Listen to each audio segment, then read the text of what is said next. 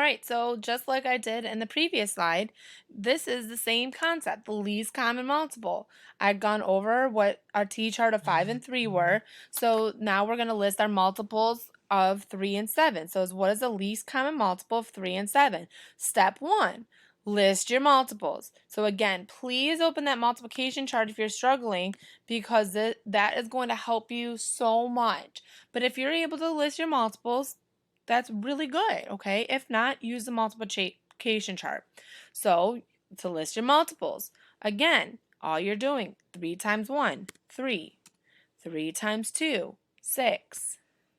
3 times 3, 9. 3 times 4, 12. 3 times 5, 15. Okay? 3 times, if you want, you can go again. But like I said, usually I list the first 5. Depending on the number, you might have to continue. So you go to 7. 7 times 1, 7.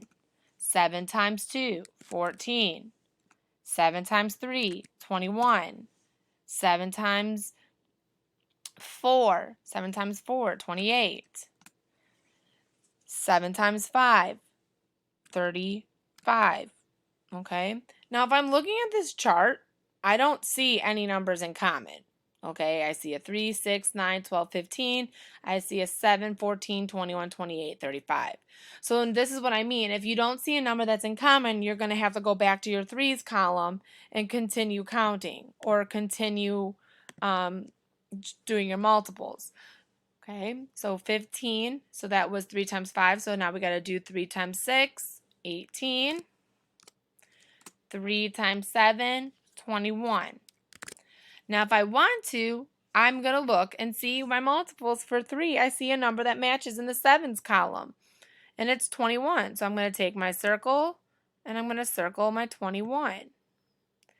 Now, I know some of you are probably thinking, oh, 3 times 7 is 21, so why didn't we just multiply the two by each other? That does not always work.